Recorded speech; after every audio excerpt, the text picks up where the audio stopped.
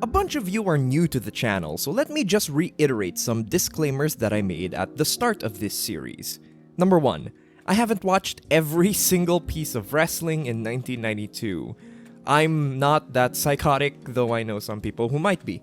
Number 2, my project is built around watching matches, so discussions around promo ability, storyline, booking, it isn't always complete and thorough because I never fully have the whole picture.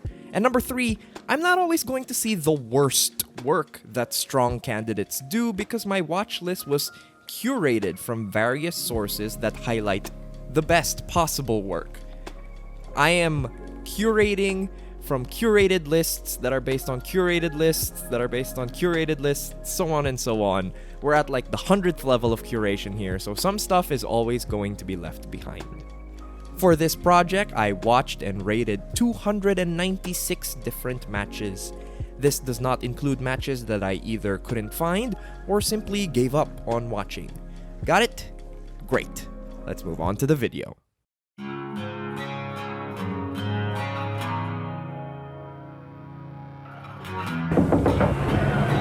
the wheel. Make the deal.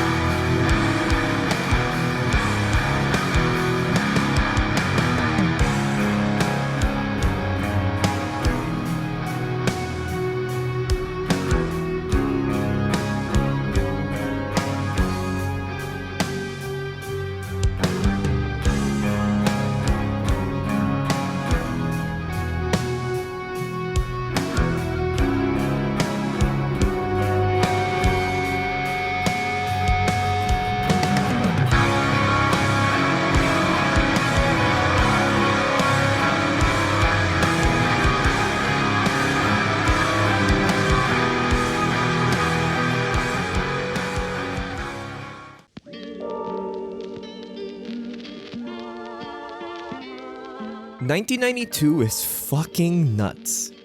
I knew coming into the project that 1992 is a highly regarded year in wrestling circles, but I don't think I was really prepared for the breadth of it all when I started going through my watch list. The magnitude of the year isn't immediately obvious, I must admit. The first quarter of the year has some incredibly strong beats from a handful of companies, but it didn't really feel all that dissimilar from many of the other years that I'd covered for the channel before, even including years from the 2020s.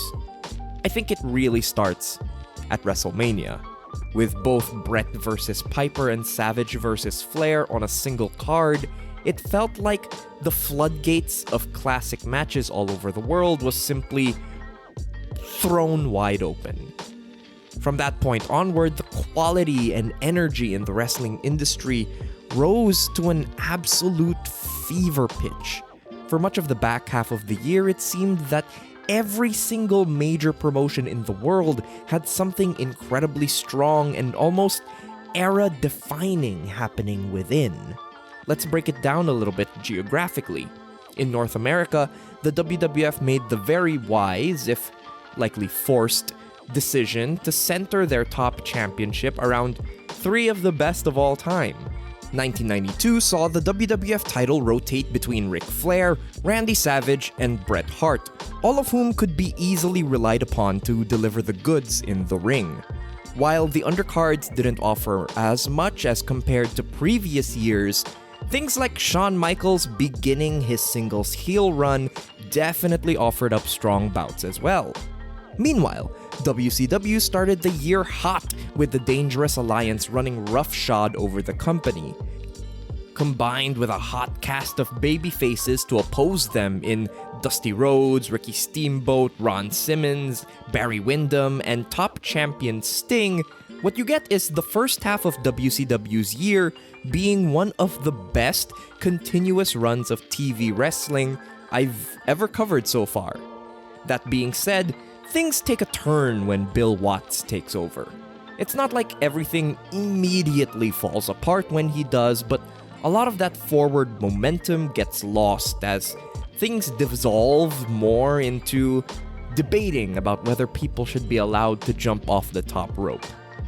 Down south in Mexico, there's still nothing that quite captures the same consistent charm of the Dandy Satanico rivalry of 1990, although we do get another great Dandy Satanico Apuesta this year. But even then, we see some massive changes. AAA forms to directly oppose CMLL's dominance over the region. This split is probably part of why no one in Mexico really has a full sustained year of quality, but there is an incredibly strong sprinkling of really great and diverse matches in Mexico from a wide variety of different performers. In Japan, things are popping off like crazy. Of course, All Japan continues to be a must-watch promotion, especially in 1992 when they finally deliver on the promise of Mitsuharu Misawa ascending to the top of the heap by year's end. But there's so much to be found outside of All Japan as well. Although the start of the year isn't as strong, New Japan taps into something lively with the beginnings of their interpromotional rivalry against War at the end of the year. That same buzz of interpromotional warfare also defines the end of the year for AJW, as their feud with JWP takes up the last few months, as well as planting the seeds for a rivalry with LLPW that all set the stage for next year's legendary Dream Slam event.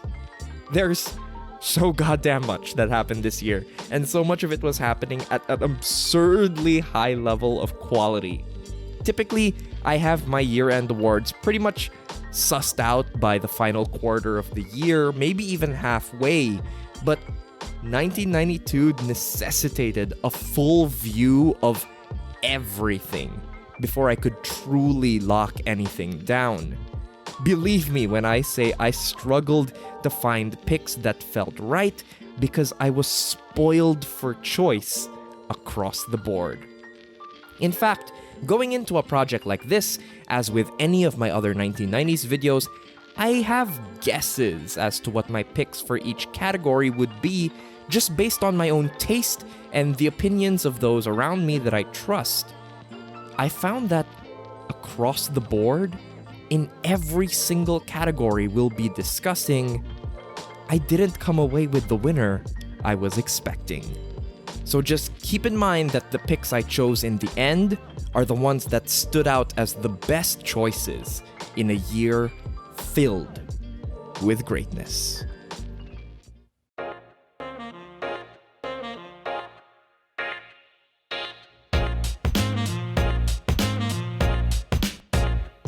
I know, but really, it's All Japan. Look, it can't be helped. We're here because the promotion of the year finally pulled the trigger on their next top star after spending the entirety of the 90s beforehand following their attempts to topple the ace. All the while, an exciting crop of wrestlers bubbled up from the undercard to prove that they belonged with the top guns in the company. It can't be helped. The best promotion of the year was All Japan. Women's Pro Wrestling.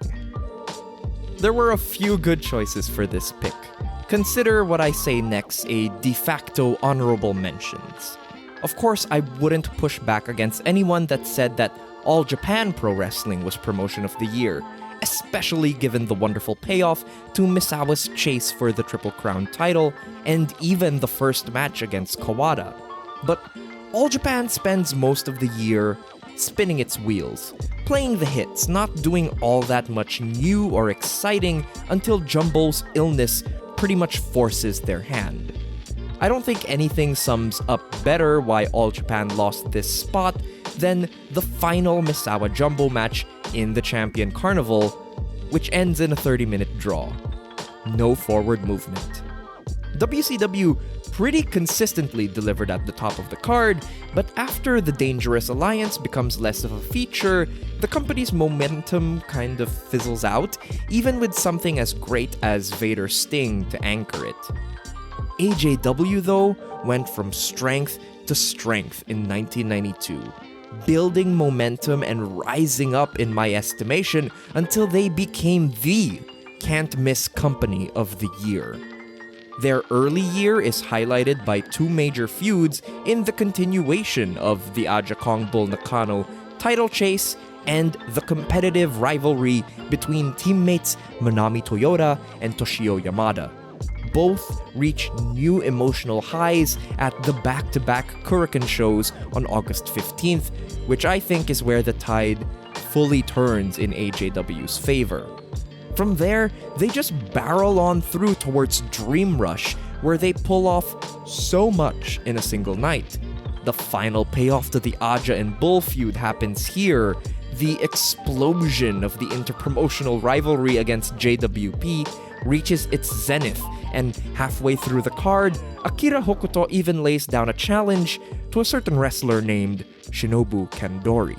Now, I don't do Event of the Year for my 90s videos because I don't watch the full shows, but if I did, I think Dream Rush would be an easy slam dunk choice here. It's a big show that delivered on so many levels and pretty much sealed the deal for AJW. No company in the world felt quite as explosive and major as AJW did, and they ended the year on a high, leading into 1993. Let me tell ya, I'm looking forward to what comes next.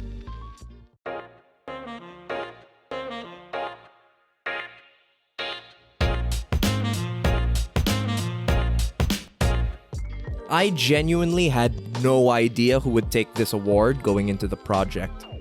No one in the States really gets a full year, even if I'm being extremely generous and count the entire Dangerous Alliance as a single team. Their momentum does fade away after WarGames. The Steiners weren't nearly as consistent as they were the year prior, and a fun babyface team like Barry Windham and Dustin Rhodes just kind of break up before they can really pick up steam. The answer, of course, was staring in my face all along. One tag match is especially famous in 1992. Why wouldn't the team that wins it be the tag team of the year? Kenta Kobashi and Tsuyoshi Kikuchi had a fantastic year together. They have the famous tag match against the Can-Am Express, but they also have a lot of lesser-known efforts to their name, my favorite among them being a match against Masanobu Fuchi and Yoshinari Ogawa.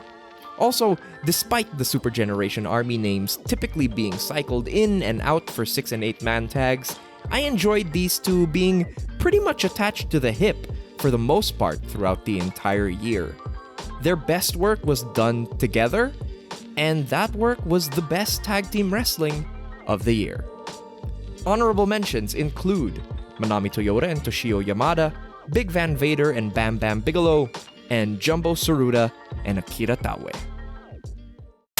Alright, wrestling fans, the big lists are coming up next, but before we get heating up with that, I want to remind you all to like, subscribe, and comment if you are enjoying the video so far. Don't forget that coming up soon, more episodes from Walking the King's Road, wrestler breakdowns, 5-match primers, everything you could want out of wrestling content all in one channel. Don't forget to smash the like button, leave a comment down below if you're enjoying, subscribe, and demolish the notification bell. Now, back to the video.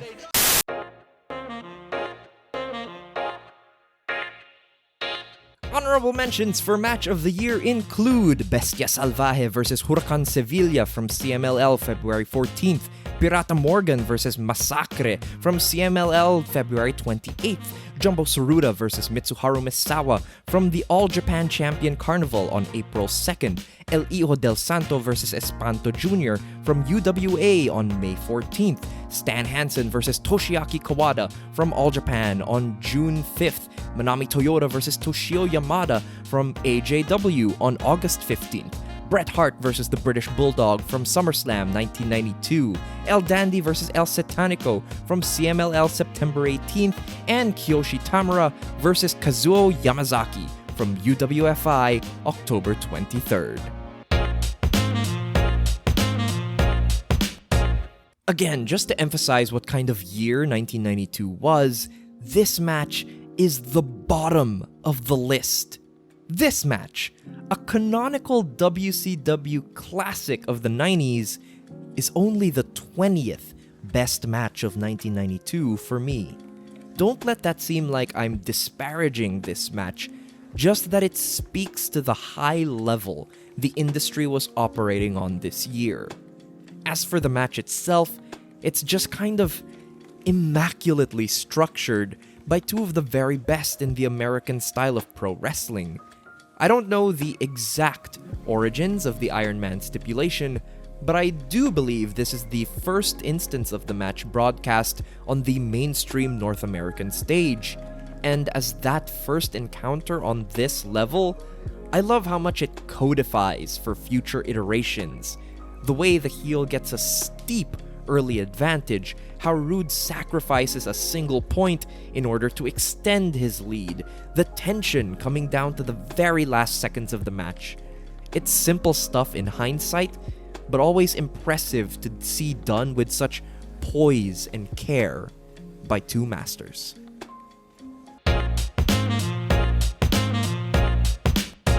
I've done a whole episode of Walking the King's Road on these two, so I'll keep it simple. It's the best match these two ever had together by a decent margin. It's hard-hitting and violent the way the best King's Road matches are, and they also all build to a wonderful crescendo. Hansen's sell on that final elbow strike? Beautiful stuff. Long live the ace. Hell yeah. I mentioned it earlier, but interpromotional rivalry was a burning flame in the best of 1992's Japanese promotions. Here we have Nakano and Hokuto representing AJW against FMW's contingent of Combat Toyota and Megumi Kudo. There's nothing on the line but pride and dominance, and it plays out as a furious struggle for control. Toyota and Kudo mostly play underdogs in this, but it's hard not to get overwhelmed by how fantastic Bull Nakano and Akira Hokuto are in this. They are absolute killers, and the FMW home crowd can't help but be swept up in their brutality, cheering them over the home team. Can't blame them. It's hard not to cheer the coolest wrestlers in the world. These two have one of my favorite lucha matches of all time in the 1980s, so it was a real treat to revisit this pairing in the early 90s. The best lucha is the kind that can surprise you with its grittiness and reality-based offense. Nothing this year feels quite as grotesque as Pero Aguayo's head being rammed into the steel ring post over and over and over without any protection. The kind of insanity only someone like Nigel McGuinness could replicate otherwise elsewhere. Outside of that, there's great punches, blood, and a lot of heat, even with all the silliness surrounding the referees and the seconds. In this instance, though, all those things are features, not bugs. The best emotional angle to come out of AJW on August 15th.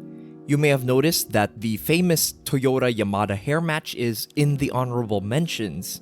Please don't get me wrong, that's a great match in its own right, and the emotion in the post-match, with Toyota regretting the stipulation, still strikes a chord 30 years later. But it truly just isn't quite the same as what this match achieves. Two simultaneous stories run through this, perfect mirrors of each other. Hokuto and Yamada can't coexist because Yamada doesn't jive with Hokuto's cheating habits. Meanwhile, Bull and Aja have spent the better part of the last 2.5 years trying to murder each other and have come to the realization that combining their powers to make a super murder unit is pretty fucking awesome. Bull encouraging Aja to use the guillotine leb drop to win the match, followed by the joyous embrace that the two share after the bell, would be the most emotionally satisfying moment in a lesser year of wrestling. A happy ending to a long, bloody rivalry. But it's 1992, so things only get better from here. Somehow, one of the best Southern style adjacent tags of the year comes from New Japan Pro Wrestling. Perhaps my favorite thing about this that I hadn't realized is just how well Vader and Bam Bam take to this style of match, specifically the babyface shine. Vader and Bam Bam bump like crazy for the native heroes, doing it with a force and recklessness men half their size don't often attain. But when it's their turn to get their offense in, they do that just as well too. Heavy punches, big power moves. It's enough to get me cheering for both Muto and Hase, and the eventual comeback is so sweet. Watching the two Japanese workers finally overcome their oversized opponents is just the ending you want from this kind of match. Everything you've heard about this match in the past is true. The star power is off the charts, Flair's performance as the heel champion trying to outlast a deck stacked against him is amazing. Bobby Heenan on commentary is a delight. Add to that the fact that this was before the Royal Rumble really found a very homogenized and settled rhythm quite yet. There's a more free-flowing pace to everything. I like how there's always some struggle happening in some corner of the ring. No one's just lying around waiting to feed into the new entrant's big offense. It really is great, one of only a handful of Royal Rumbles that could ever really qualify for a big list like this. That being said, it still is a Royal Rumble, which means it's a massive set piece where not everyone is equal. While this match certainly holds one's attention better than others like it, it will still kind of pale in comparison to something that's a little bit more focused. So you can tell me that's not fair to Flair, but that's just how it is for this list. This match blindsided me with how fucking great it is.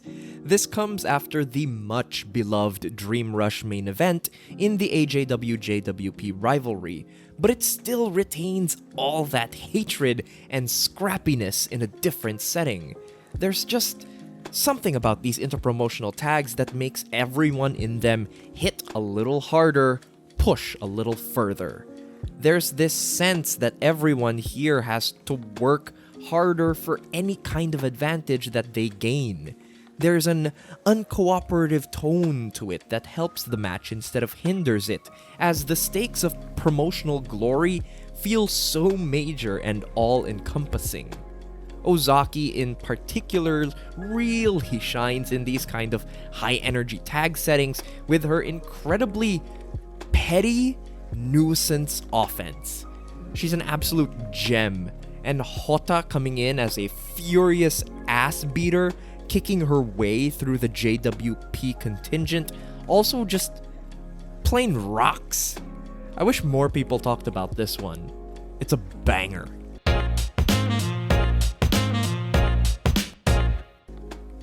You know what it's about, man. King's Road video in the channel. It's in there somewhere. Anyway, it sets the table for one of the most beloved and iconic rivalries in the history of professional wrestling. You know, no big deal. Just that. Toshiaki Kawada makes his first challenge against Misawa and discovers that he is far, far out of his depth. It's not an embarrassing loss, but it's a decisive and clear one. Misawa was always ahead of Kawada on the hierarchy, but as Triple Crown champion, he seems to have leapt forward even further. The chase is on for Toshiaki Kawada, and oh, the places it will take him.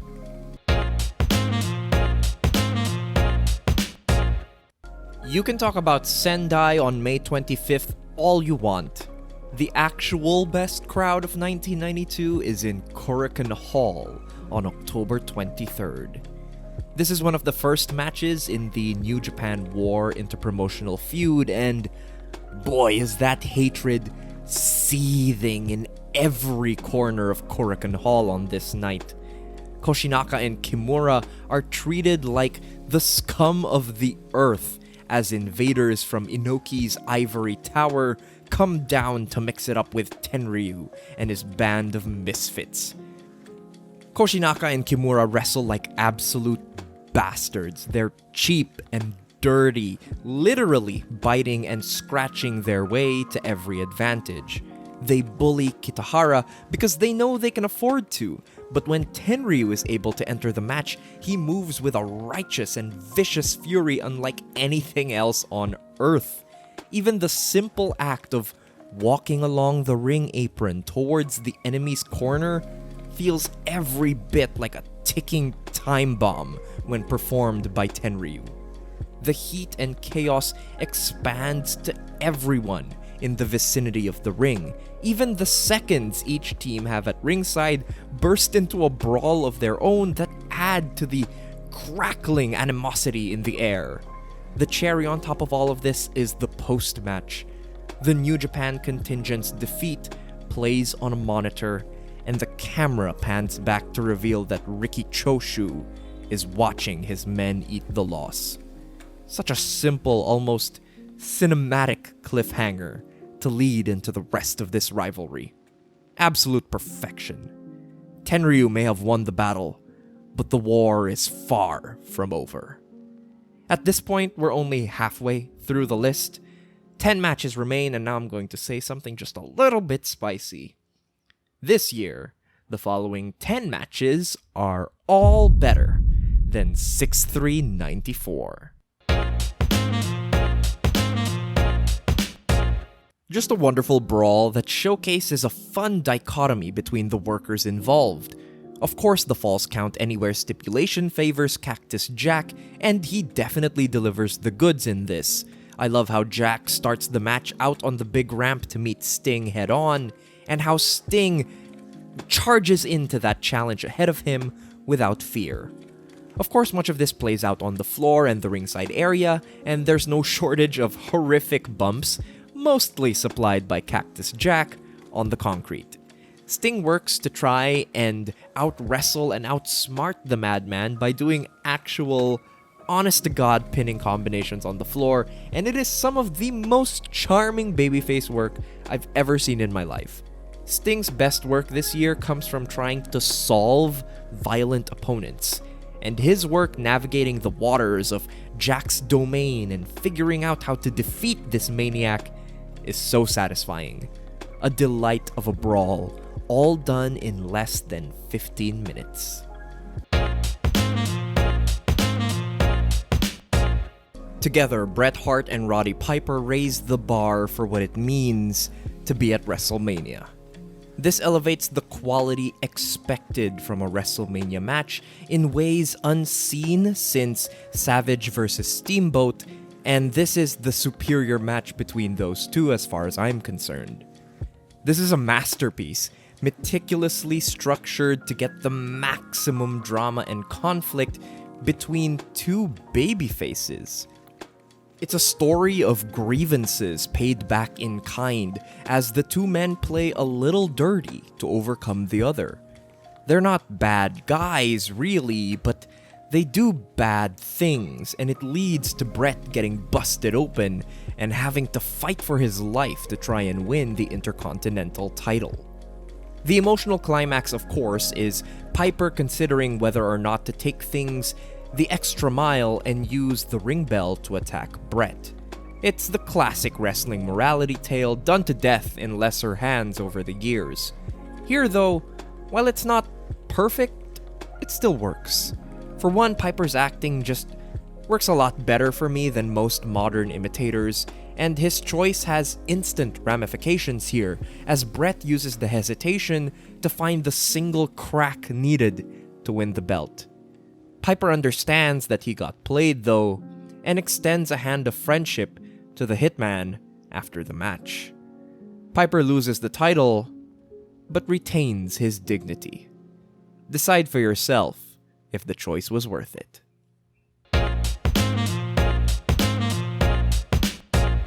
After a devastating loss at the Great American Bash, Sting gets his return match against Vader in the King of Cable tournament final. The tournament doesn't mean a damn thing, but the tension between these two is everything. At the Bash, Sting was getting close to solving Vader when a cruel twist of fate dropped him. Here, he's much sharper, more focused, and has a clear plan of attack. His best shots against Vader from the first match he whips out here, like the rolling kick and the Samoan drop. Sting even presses the advantage by hitting some crazy bombs like a top rope DDT. When those don't put away the big man, Sting resorts to trying to blow him up instead. He engages in a rope-a-dope, letting Vader get his big clubbing blows in, but then striking back as soon as fatigue begins to set in. It works, and it flusters the larger monster, whose game is rattled enough that he starts making simple but important mistakes. He overexerts on a pinfall, pulling Sting's shoulders off the mat. He drops too hard on his signature splash, and he isn't able to pin Sting quick enough. It's Vader's attempt to overcorrect and compensate for his rattled game that provides Sting the opening to catch him and get the win. Fantastically done storytelling from two men who had insane chemistry together.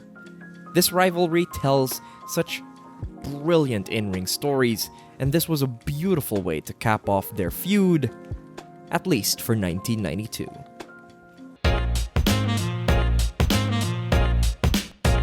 Yet again, I point you all to Walking the King's Road. I will say that as great and wonderful as this match is, I've cooled on it a bit more since I covered it on Walking the King's Road. It's still amazing, please don't get me wrong. The atmosphere, the breakneck pace of the action, Kikuchi's fiery babyface performance, the way he bumps and flexes to sell for the Can-Ams. It's all great stuff, and I wouldn't begrudge a single person who says this is their match of the year, but it's always been one of those matches that I appreciate far more than I love. I fucking love this match. This match has none of the emotional weight of the May 25th tag, but in place of a hometown crowd and an inspiring babyface win, we get some of the best high-octane action possible. The match opens with Kikuchi being press-slammed to the floor and Kawada taking a tiger driver on the concrete. That's the first 10 seconds of the match, and it just keeps going. As with any Kikuchi performance, there's a lot of fire and determination in this. At the same time, he's also one of the best face in perils in history. He bumps around, he gets stretched like taffy, and before the end though, this all transforms into a goddamn bomb fest. Despite being only 15 minutes, or perhaps because of that, there's several moments in this that act as real, genuine false finishes. They had me biting. The whole thing is like an adrenaline shot straight to the heart. The best Can-Am Express tag of 1992. The culmination of a rivalry that has spanned the entire decade so far. In August, Aja and Bull set aside their differences and returned to a mutual friendship and respect. Respect does not eliminate competitive spirit though, and Aja's drive to claim the red belt from Bull never went away. It was the final specter haunting their friendship, the last insecurity that Aja had to overcome before these two could finally heal the split that tore them apart. Now, you have to understand that as powerful and strong as Aja is in the ring, Bull's just never really had a problem getting through her. Aja comes close and they always scrap, but as was the story for most of her reign, Bull was just used to steamrolling through her opposition. That does not happen here. She tries to wrestle Aja down on the mat and take apart her leg, but Aja kills that momentum and walks off the damage. Then Bull tries to escalate the violence and drag Aja into one of their signature crowd brawls, but Aja endures and returns the brutality in kind without much trouble. Even still though, Bull endures as well and runs through the bombs that have suited her so well throughout her reign. Aja survives though. Even more than that, Aja taps into her own past, utilizing the moves of her newly retired friend, Bison Kimura, standing at ringside, to finally topple Bull Nakano and take her place as the ace of AJW. The tears and emotion both women show in the post-match are everything. Bull passing the torch, and these two finally, for good, setting aside the last vestiges of their years-long conflict to simply enjoy this moment and each other's company. I love it so much. It is hands down the best moment in wrestling of 1992, and it follows one of the best matches of the year as well. A couple of times now on this list, I've covered matches that tell the story of glorious victory. Aja overcoming Bull, Kobashi and Kikuchi winning the All-Asia tag titles, even the rematch to this entry when Sting finally solves Vader. As wonderful as all those are and as rewarding as they feel, there's few things that stand out in wrestling quite like a tragedy. Before we get to all that, though, I want to say that there may not be any more charming performance in 1992 than Sting in this match. I love his approach to this match, basically testing the waters of Vader's capabilities through much of the first act. He's trying to find out what Vader can do and what would be the best possible plan of attack against him. No spot demonstrates this better than Vader trying to goad Sting into a test of strength that Sting is doomed to lose. Sting hesitates, and when he does accept, it's only so he can sneak in an eye poke on Vader. It's dirty, but it's also smart. A hot top babyface taking victory seriously, seeking a win against what seems an impossible task. Despite Vader's power and viciousness, it looks like Sting's finally putting all the pieces together as the match moves along. He has to bust out stuff like a rolling kick, and he has to stay smarter than ever to find his openings, but he finds he can match Vader's power, notably via a hard-fought fireman's carry into a Samoan drop. Then, disaster. Sting goes in for a big stinger splash, but overshoots and bashes his head into the turnbuckle support. It splits him open, and basically, the match is over from there. Our hero took himself out of the game, and Vader powered his way through to a big victory to win the world title. Vader doesn't win? Not really. Instead, Sting loses. And it's devastating and unfair. It's such a difficult story to tell, and hell, I'm sure there's a contingent of people that think this finish is kind of silly and contrived. I understand that. I do. But for me, it all just works. The way Sting sells the damage from the turnbuckle, the limp way his body falls, and he implements that for the entire finishing stretch as Vader drives him into the dirt. It's heartbreaking stuff, primarily because there's no real good reason for this defeat. It's an accident, just one bad move, and it costs Sting everything. It hurts so goddamn much after watching him work so hard to find his path to victory. It's magic. And it's only the 4th best match of 1992. This is the greatest WrestleMania match up to this point in history. What a brilliant thing. It takes the very best qualities of two all-timer talents to produce one of the best matches in WrestleMania history, period. With Flair, you kind of know what you're going to get. You're going to get a very confident and assured control segment, which, at its best, has a lot of real subtle meanness. Luckily, the heat of the situation turns up Flair's violence in this match. Every punch is sound, every bump a little more impactful. Even when he's berating the fans or the referee, there's a more manic tone to it than usual. As for Savage, I think he's what really elevates things here.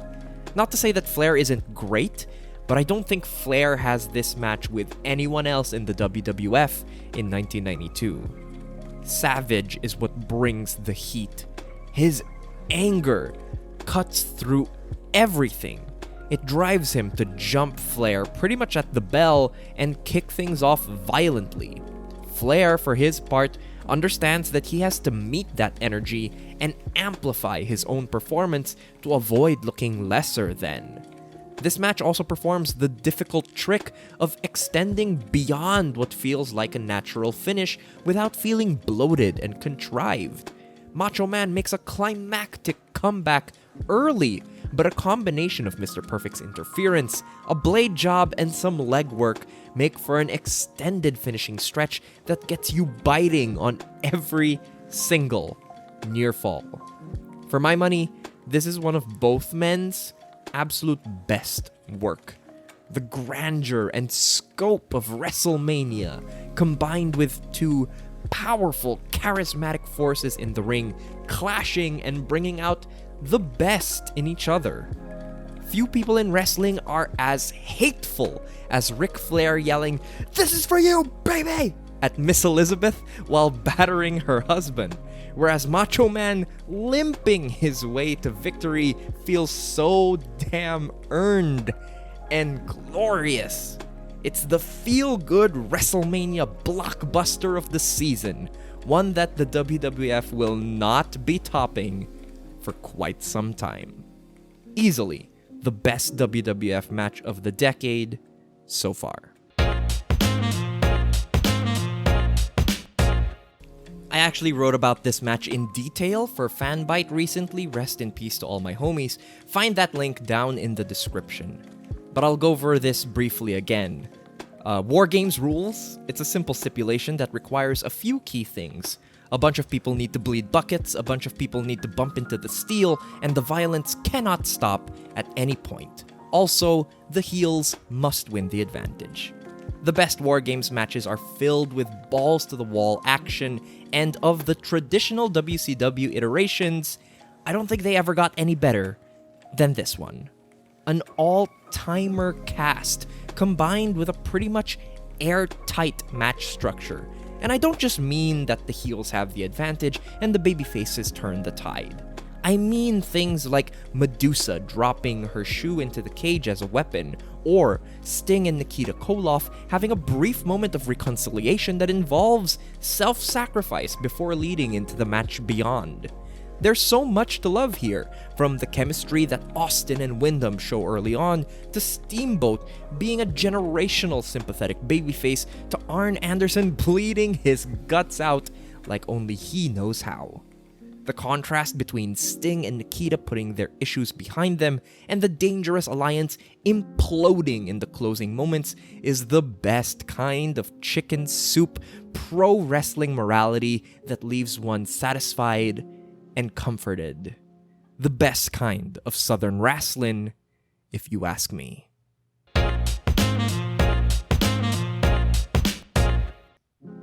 I've said it once, and I'll say it again. Inter-promotional tags just hit different. This isn't a match that I watch often, but I have seen it before I came to this project. And every time I see it, I love it. I think it's just a staggering achievement in regards to the 90s Joshi style and being just the best possible example of that, at least to this point in history. Now, there's always a vast gap in time between instances of me seeing this match, and each time I come to it, I always kind of wait for it to fail for me. I always expect it to finally come apart. Maybe I'll find it too incoherent. Perhaps it's too focused on bomb throwing and devolves into a mess. It's so long, too. How can they sustain all that momentum for such an extended runtime? These are all things I just kind of naturally carry into each viewing of this thing without thinking about it too much. And every single time I am blown away by this match.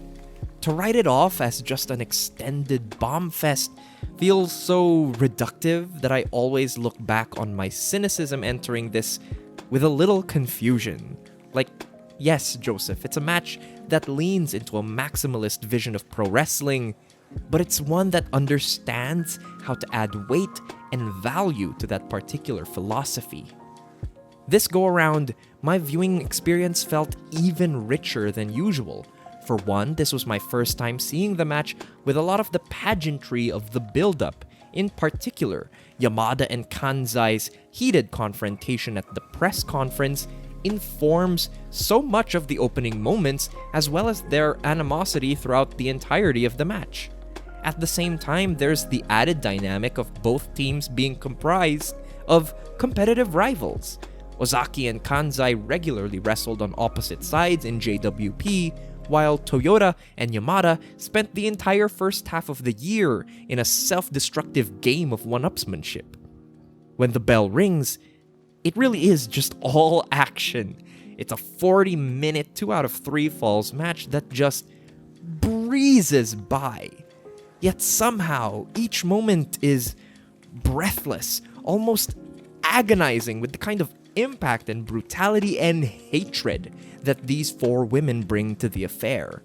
Yamada's kicks have never looked better, and seeing her go to toe with an absolute killer like Dynamite Kanzai has both women at their absolute best. Meanwhile, Manami Toyota is perfectly utilized here as the high-energy offensive maniac that she is. With the interpromotional stakes hanging over everything, an already reckless and crazed Toyota comes across even wilder than usual. Toyota flings herself into everything on a regular day, but she is rolling in this particular match. Argue with me all you want about this, but the real star of the show, though, is Mayumi Ozaki. She more than holds up her end when it comes to dives and bombs, yes, but it's the little things that distinguish her performance. She's the perfect nuisance. The timing she has coming in to break in pin attempts, the way she interferes on her team's behalf, the way she kicks at her opponent's hands to keep them from reaching the ropes.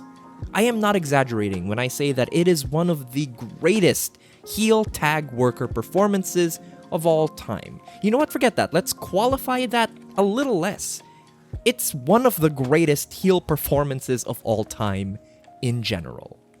This is an epic that lives up to the billing. It's colossal. A clash between 2 Joshi promotions where nothing can be just handed away. Everything is fought for, and there's no opening that these 4 will refuse to take. Everything I mentioned about the Ozaki and Fukuoka versus Hotta and Inoue match is true here as well, only dialed up straight to 11. It is a stunner of a match. Awesome in the most literal sense. It leaves you with your jaw on the floor, speechless. It inspires awe. Manami Toyota and Toshio Yamada versus Mayumi Ozaki and Dynamite Kanzai. The best match of 1992.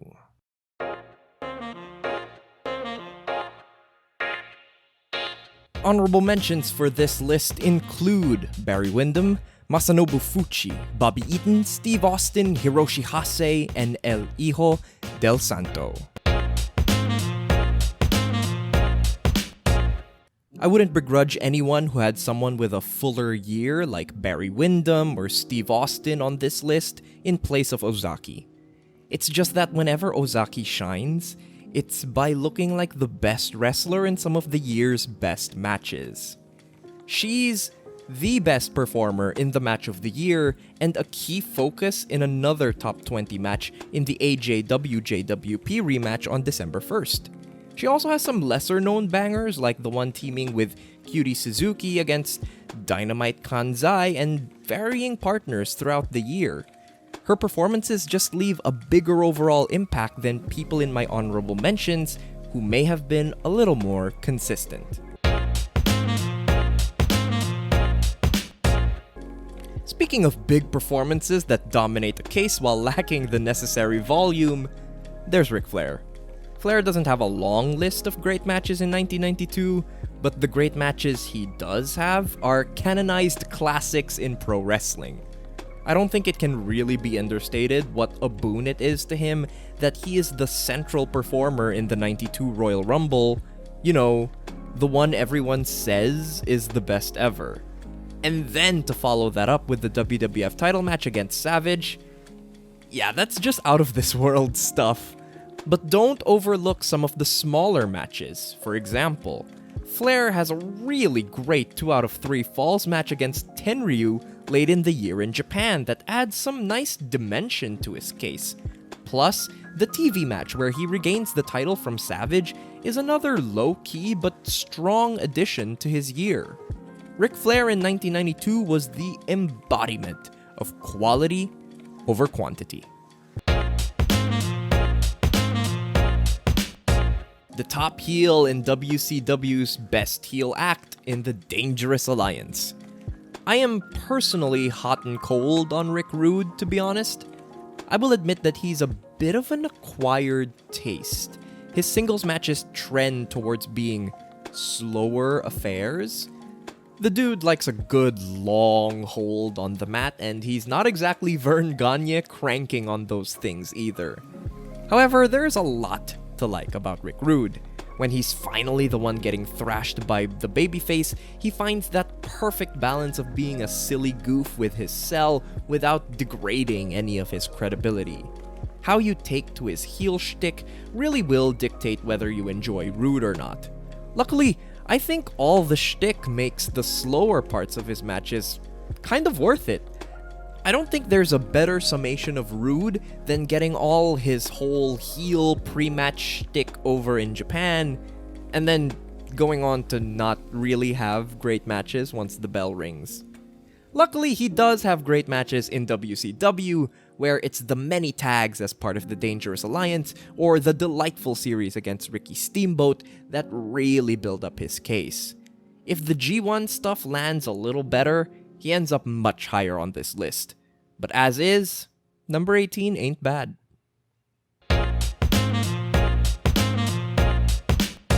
With Hulk Hogan mostly out of the picture, the real and true hero of the WWF stepped up to become World Wrestling Federation champion. What a great run this is from Savage. I've talked up the Mania Classic already, but what makes Savage so great is what he does in the aftermath. The succeeding months have Savage selling his bad leg. Whether it's against Shawn Michaels on a series of great European house show matches, or having the injury re-aggravated at SummerSlam by Flair, Savage sells that leg like a master and applies that trope into all of his carefully plotted matches. Sight unseen, I'm willing to bet this is Savage's last great year in the Fed, which is crying shame because he clearly still had so much left to give.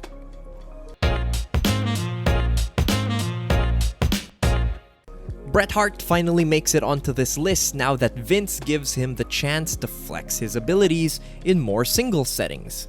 Given the reins, Bret is able to showcase his attention to detail and fundamentally perfect brand of professional wrestling in the biggest company in the world. the history books have been kind to what Bret achieves in 1992. The Mania Classic against Roddy Piper, holding Bulldog's hand at the SummerSlam main event, and all of that culminating in winning the WWF title for the first time. What distinguishes him against Savage and Flair are all the smaller great affairs that Bret is able to have throughout the year. His first TV matches against Shawn Michaels are perfect displays of their chemistry, while something like his matches versus Rick Martel are never quite great, but always very good and fun and fundamentally sound. The best wrestler in the WWF. Taue has another strong year, but a far less interesting one than 1991. All the strengths he showed in the previous year are still here, of course, just applied to far less fun things. The highlight of his year is working alongside Jumbo in the tag title scene, and that's when we see his versatility best. He's the face in peril against the Miracle Violence Connection, and he's a petty bully against Super Generation Army. We get some strong matches against Kawada as usual, but nothing quite as great as their January 91 match. Taue benefits from being booked a lot against people he works well with, as is the case for any of the top All Japan talents. The volume of greatness he's able to achieve is what makes his case, despite the booking not doing him too many favors. That being said, just another year for one of the greatest wrestlers of all time is still one of the best things to happen to land on this list. Part of what made AJW so exciting in 1992 was the feeling that a new crop of stars was rising up the ranks. One of the brightest stars the company placed a focus on this year was Manami Toyota. Many an AJW card was bolstered by having Manami Toyota in a key position to excel. For one, there's the trilogy of matches against her tag team partner Toshio Yamada. While I did find their first encounter bloated and not good, I feel they delivered on their next two attempts. Of course, that culminates in the famous hair match where Toyota gets her win and instantly regrets it as she sees that their rivalry has gone too far. It's a big moment in the year, and while I've seen takes both for and against it, for me, it works. Self-sacrifice done right remains one of my favorite tropes in wrestling, and this is one of the better examples. Of course, Toyota is also helped by being a part of the match of the year, but even the close of her year teaming with Yamada against Aja and Kyoko is great stuff. This year felt like the first big step forward for a woman who would come to define much of the Joshi scene in the 90s.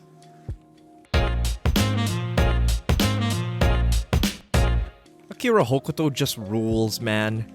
1992 sees her more or less complete her transformation into the peak Akira Hokuto aesthetic that we all know and love. I can't say that I saw any of her excursion matches in Mexico, but coming back to AJW and bringing Las Cachorras Orientales with her was wonderful. The tag and trios matches that LCO would have against Bull Nakano and a revolving door of partners all landed with me, with LCO mixing in naturally with Nakano's steamrolling brawling style. Hokuto also has some great matches tagging with Bull Nakano, the peak of which would be the AJW versus FMW tag.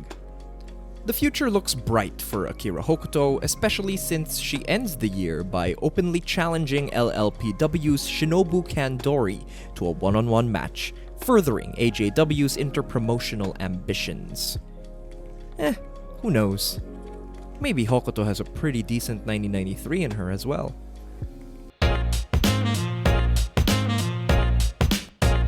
Arn Anderson is the glue holding WCW together.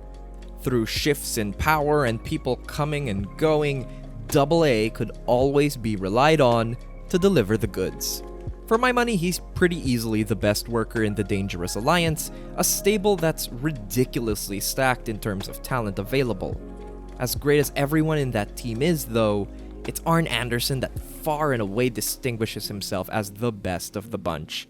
Even though he spends most of his year in multi-person tags or cycling out partners to fight the babyfaces, he never ever looks bad in any outing. The man has American TV wrestling down to a science. Genuinely, just one of the greatest heel stooges of all time.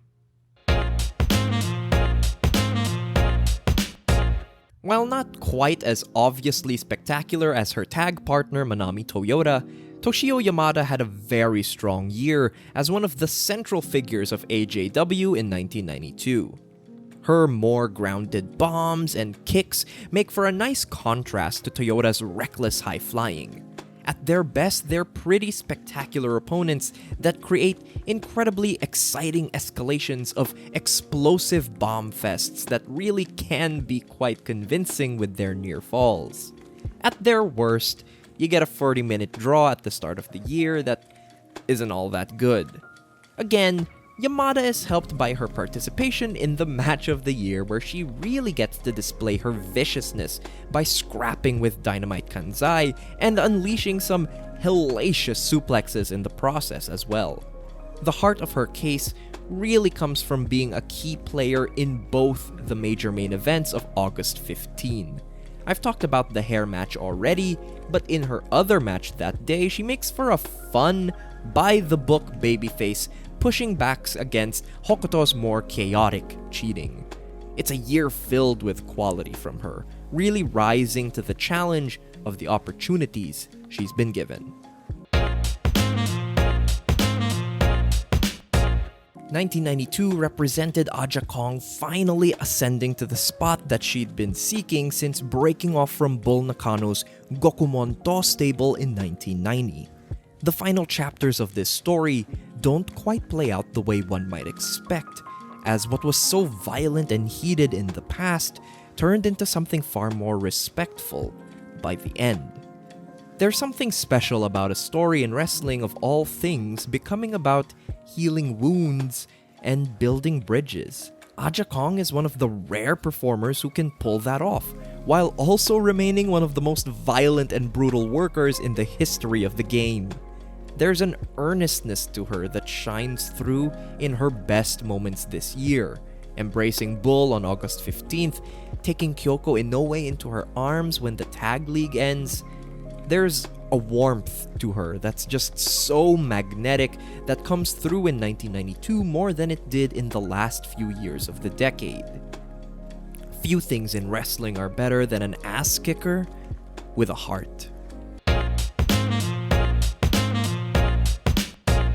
Speaking of ass kickers, Big Van Vader's the best wrestler to have a significant presence both in Japan and America in 1992. The bedrock of his case is the rivalry with Sting, which produces 2 of the top 20 matches of the entire year. But there's a lot of smaller single stuff to boost his case as well. The TV match against Dustin Rhodes in The King of Cable, the 2 title match switches with Ron Simmons. He's excellent in all of them. Perhaps my favorite part of his case, though, is the tag team with Bam Bam Bigelow in New Japan. If those 2 had a longer run, they'd be a slam dunk for Tag Team of the Year for me. 2 big boys that can bump big like they're the Midnight Express working a Southern tag. I loved them so much together. That's really the kind of versatility that Vader brings to the table, being this massive, hulking presence, but also having these delightful bumps in his arsenal. He also knows how to apply them judiciously, such as his top rope DDT and being caught coming off the top in the second Sting match. Few wrestlers in the world understood their own abilities and applied themselves quite as well as Big Van Vader. Fear no man, feel no pain.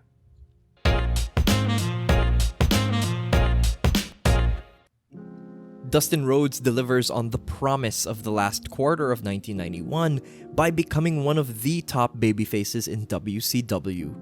It always hurts a little watching Dustin's stuff in the early 90s and thinking of what could have been. Throughout the year, the groundwork is set for Dustin Rhodes to eventually become the guy in WCW. He's got all the tools. That's why they call him the natural, for God's sake. He has that real classic blue-collar babyface vibe that you can't help but root for. By no means a transcendent figure in wrestling quite yet in 1992, but it's not hard to picture where things could have gone with just a little bit more follow-through and a bit more luck. Every time he shows up, he's putting in really thoughtful performances with a timeless quality to them. The sort of thing that comes to mind when thinking of WCW's best qualities. Dustin has a full year working against all the best wrestlers in the company, mostly the Dangerous Alliance. There's all the TV tags, the WarGames match, yes, but it's the singles matches on TV that really round out this year for Dustin. Regularly pulling out good to great TV bouts against the likes of Steve Austin and Arn Anderson really help him stand out. Add in late year efforts against both Big Van Vader and Cactus Jack, hell, even the tag team work with Barry Windham leading into the eventual breakup between those two, and you have a notable body of work for the son of a plumber.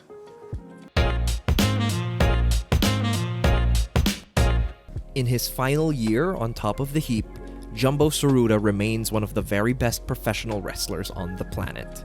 As with many things in All Japan in 1992, there's development on the surface level that doesn't actually translate to too much change in the long run. In Jumbo's case, his year-long reign with the Triple Crown comes to an end, but that title change doesn't happen in a way that actually shifts anything. He drops it to former champion and longtime rival Stan Hansen. The rest of the year has him basically running in place as part of the tag division. That being said, there's no taking away the man's talent. Even with the limited material he's given, he's still the anchor holding together so much of the main event scene. He remains a magnificent bully when paired against Misawa and the other Super Generation Army boys, and somehow also has a conquering hero vibe when you put him against the Miracle Violence connection. A lot of that probably sounds redundant to you because it really is just same old for the man. Still, it's the way he keeps things fresh on the micro level that make him stand out. The final match against Misawa is a wonderful example of this. Jumbo the character has become forced to become an even smarter and more dangerous version of himself and seems to have regained the physical and psychological edge on Misawa in this match. On top of all of that, everything he does just has such a willful force to it. He still wrestles with the ferocity and fear of someone feeling everything he's worked for slipping through his fingers. And who knows, maybe he understood that. Illness would basically spell an end to his career before the year was out. Whether he knew it or not, time was running out for Jumbo, and he always worked like it. This is the last time we'll see Jumbo on these lists, and while it's not his most riveting year, it's still a hell of a way to go.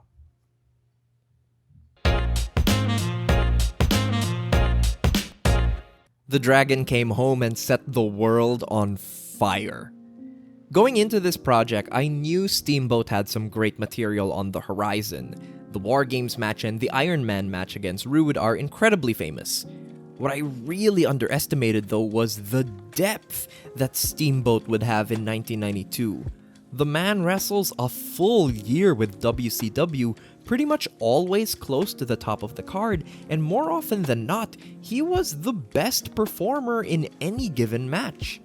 Steamboat always seemed to bring out the best qualities of anyone he was working with throughout the year. Nowhere is that most clear than his series against Rick Rude.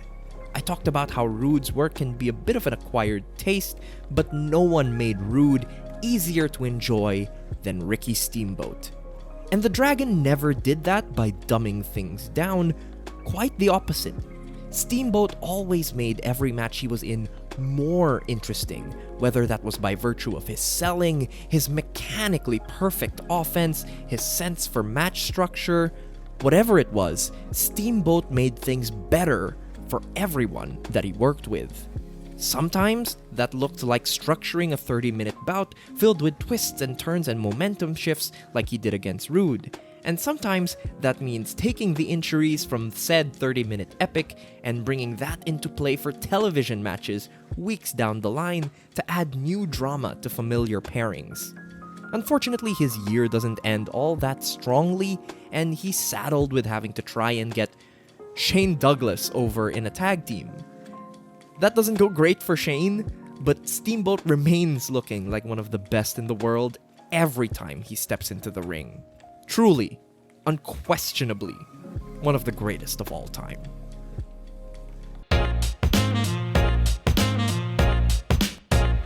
Yes, I put them together as a team this time, and that's because neither guy really had much to work with as individuals throughout the year. All the best work from both Kobashi and Kikuchi came when the two worked together as a team. Something about either guy on their own just didn't really click fully in 1992. I expected Kobashi to have a stronger individual year after his efforts in 1991, but something just didn't feel right. Outside of a couple carnival matches, none of Kobashi's efforts alone did much for me, not even his 2 matches against Stan Hansen. I think my disappointment in the Hansen matches is what really checked me out of Kobashi as a singles contender on this list. But together, as a tag team, yeah, this duo was on fire in 1991. I want to go on the record and say that Tsuyoshi Kikuchi was probably the better worker between the two in 1992. He just brings something so fresh and fun to all their matches. The fiery way he throws himself at the opposition, the ease with which he bumps and bends for the heels. It all works so well, and in a weaker year, it would distinguish Kikuchi as the best babyface on Earth. But Kobashi definitely contributes his strengths to this as well. For one, the booking just likes him better because he's a heavyweight, but as the larger tank, big brother figure in the team, he excels. It's that contrast that these two are able to work so well. That's why when Kobashi ends up teaming with Baba for the tag league, it's not nearly as engaging. The dynamic with these two is pitch perfect, and it results in one of the most famous tag matches of all time against the Can-Am Express, and more hidden gems like the match against Fuchi Onogawa, and a whole bevy of great 6-man tag performances with the other members of Super Generation Army against Surudagun. Pretty much as textbook an example you can get of a whole being greater than the sum of its parts.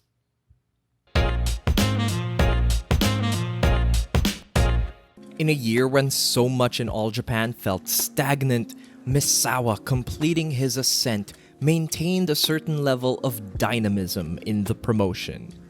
So much of the company around Misawa still delivered at high levels, but the sense of diminishing returns just couldn't be escaped. Misawa was one of the lucky few that was able to push through that sense of stagnation to actually truly have a meaningful and noteworthy year that also combined with a satisfying narrative shift. We get all the usual Surudagun tags that we expect from Misawa and co, but in 92, that mostly takes a back seat to Misawa's singles rivalry against Stan Hansen. I've talked before about how that's not a pairing that I'm in love with, but in 1992 at least, it's one that hit more than it missed. Both the Champion Carnival match and the Triple Crown title switch are great, heavy-hitting matches worth going out of your way for. What makes 1992 so damn thrilling for Misawa though is the versatility that his ascent necessitates. The Mitsuharu Misawa that we have at the start of the year is not the same one that finishes the year. To start 92, Misawa was still pushing up against larger forces above him, whether that be Hansen or Jumbo. In the middle of the year, he even hits a significant stumbling block when he suffers a freak shoulder injury in the opening moments of a 6-man tag that weaken him further in his title chase. But once he gets over that hump and wins the Triple Crown Championship, he slips into the role of ace with an assured ease that I can't imagine coming from a lesser worker. The championship match against Kawada is one of the best of the year, and a massive part of that comes from Mitsuharu Misawa growing into the role of ace in his first defense out. After so long struggling, the guy finally has the gold to back him up, and a switch flips such that he wrestles like he's on top of the world. From this point forward, everyone's trying to reach Misawa's level, and never the other way around again. I think it's that arc that through the year really defines what makes Misawa's case. In 1992, Mitsuharu Misawa became the man.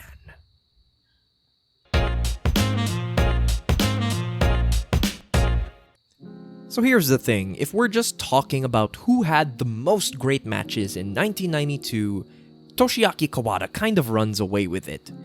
Not only does he have many great matches to his resume, he also peaks incredibly high, with the first Misawa match being just a wonderful combination of storytelling and action. In this regard, he is pretty significantly ahead of everyone else in the world by virtue of wrestling the best year in All Japan. Anyone who says that Toshiaki Kawada is the wrestler of the year in 1992 has a really strong case. I wouldn't argue against it, I love it, I support it. Go with God, Kawada truthers. There really is so much there. There's an excellent rematch against Jumbo Tsuruta to kick off the year, then two really great matches against Stan Hansen. The Triple Crown title match between Hansen and Kawada is especially of note, as those two have wonderful chemistry against each other. As a nice little bonus, he's also part of what is actually the best Can-Am Express match of 1992 in a scorcher of a 15-minute tag. The crown jewel, of course, is the title match against Misawa. Setting up that dynamic in a single match and leaving so much room for what the feud would become is just so damn impressive. If you watch Walking the King's Road or any of the other 1990s videos, you already know the things to love about the guy. He hits hard, he bumps on his head, and he's one of the best sellers ever. That being said, through no fault of his own, Kawada just doesn't feel right to be Wrestler of the Year in 1992. He doesn't feel like the beating heart of this year the way he did in 1991. He's still amazing, and he's probably the most consistent of any of the wrestlers on this list, but he's not the first person to immediately come to mind when thinking of this year. A big part of that is just how he was booked, of course. A lot more attention was given in 1992 to helping get more shine on the juniors, such as Ogawa and Kikuchi. Kawada always had a place at the table, but the year did not revolve around his story and abilities the way that 1991 did. So, while he may be the best wrestler working in 1992, he simply does not fit to be the wrestler of the year. Now, let me pull back the curtain here and say that sight unseen, going into the project, I assumed Kawada would be my number one. But the deeper into the view list that I got, the more it felt off to give it to him. Meanwhile, two wrestlers who I hadn't really assumed would be top-level contenders ended up stealing the show. It was a close call between those two, but in the end, I just went with what felt the most right.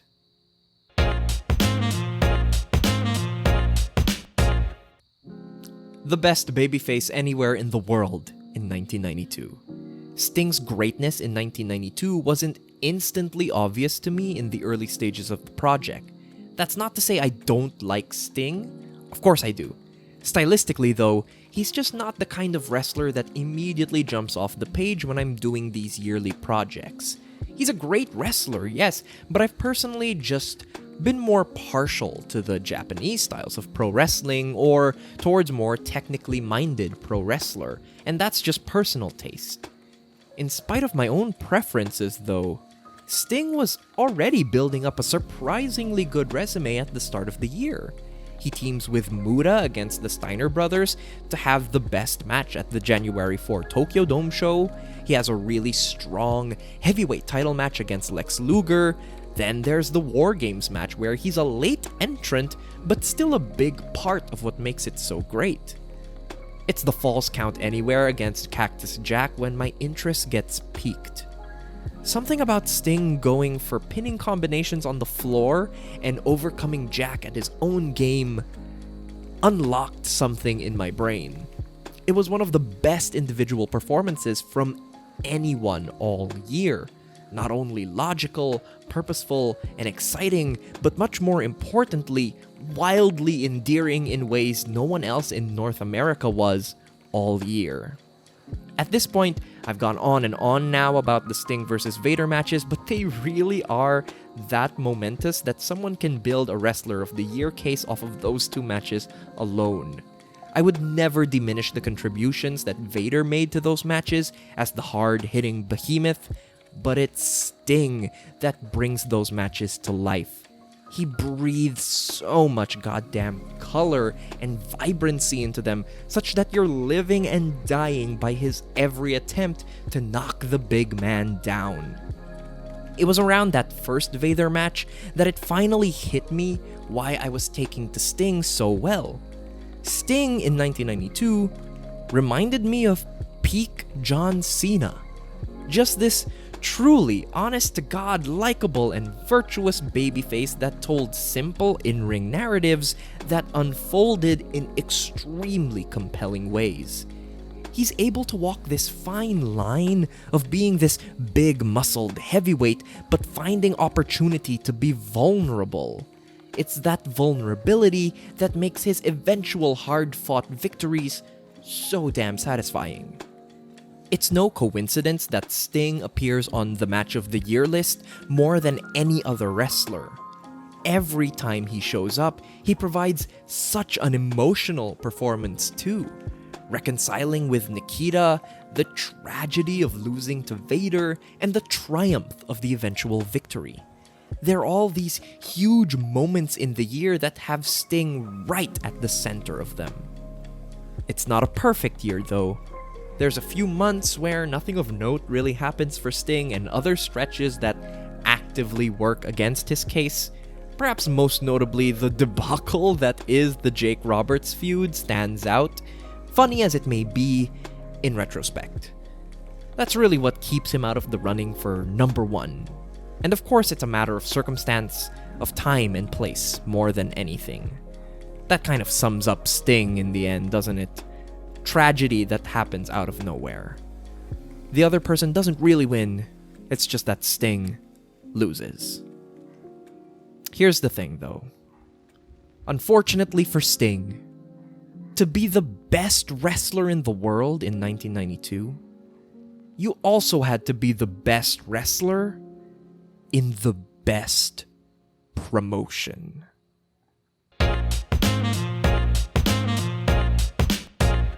The boss of the world lived up to her moniker.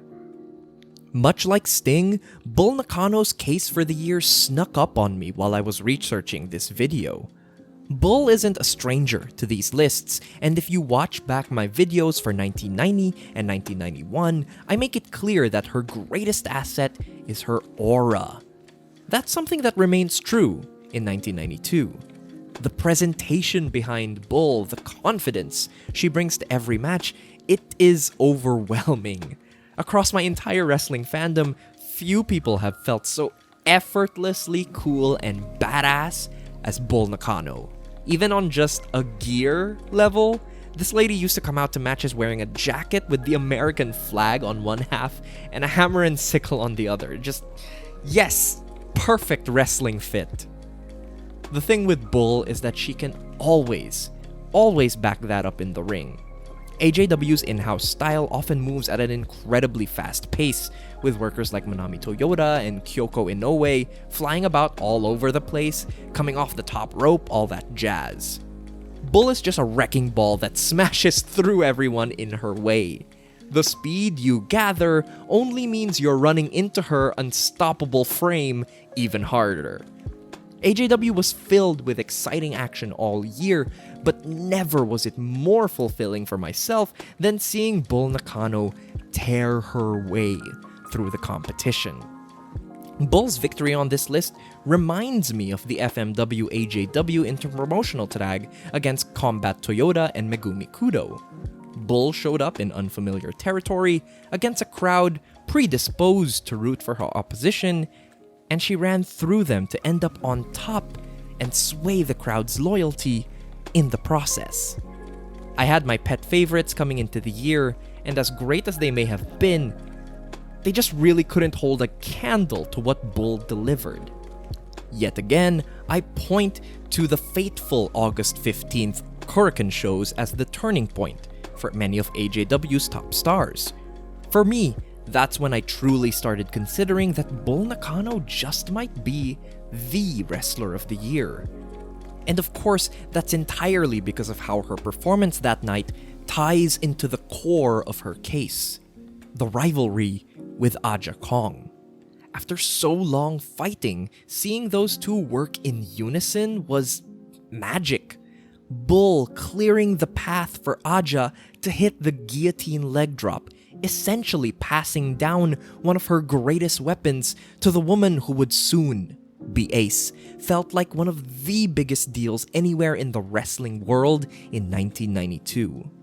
To follow up that already beautiful in-ring moment with one of the most heartwarming embraces when the two celebrated the victory, that's the stuff that pro wrestling greatness truly is made of. It was after I watched that match that I realized the wrestler I was most excited to get on the watch list was always Bull Nakano. Whether it was a tag match or a big singles match, whatever it was, if Bull's name was on it, I was looking forward to it. It came to a point that by the time I was in the October footage, I found myself just itching to just finally get to the Bull Aja title match at Dream Rush because it was the one story I cared about the most. And speaking of the title match with Aja, that's when Bull Nakano really seals the deal on the Wrestler of the Year win. After spending the entire decade so far building up this aura of indestructibility, she puts in an amazing performance where she dismantles every part of her own legend for the sake of the next woman in line. In a single match, Bull Nakano goes from the best in the world to a woman suddenly out of her depth, unable to push back against the relentless tide of time and progress. It demonstrates this really holistic, full understanding of pro wrestling and how it works from Bull Nakano. Far from a one-trick pony, the title match with Aja basically shows the very real depth of Bull's ability in a year where she constantly outdid herself in the ring.